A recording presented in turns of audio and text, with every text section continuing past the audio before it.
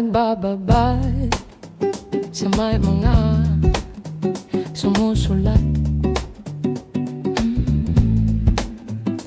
namumulot lamang ng kaalaman, ngunit hindi nang upit ng tugma.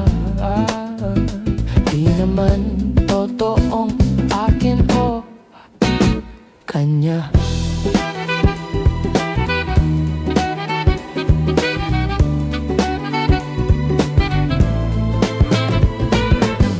Dumitikit, pilit lang nananatili sa paligid nila. Maambunan lang ng sapat na karunungan, matulak lang magsulat, madaplisan lang para kumisla ang muwang.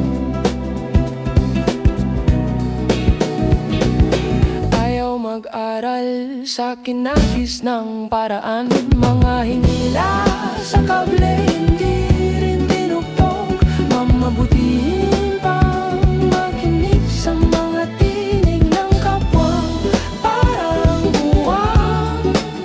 Ngunit minsan kahit sila'y mga tao at nagsasalita, walang din namang sariling boses, lumalabas lang sa mga labi, puro puwang.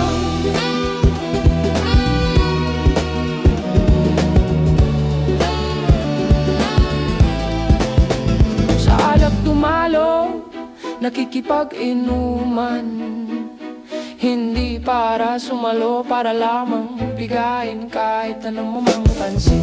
Inihitit kung anumang talinong matatagpuan sa usok at damo, kung meron man. Nakikipaghalikan, palit ng laway, hindi para hiramin ang kaluluwang alay, kundi may maramdamang mainit na buhay, malasahang iba man kaysa sa sariling laway.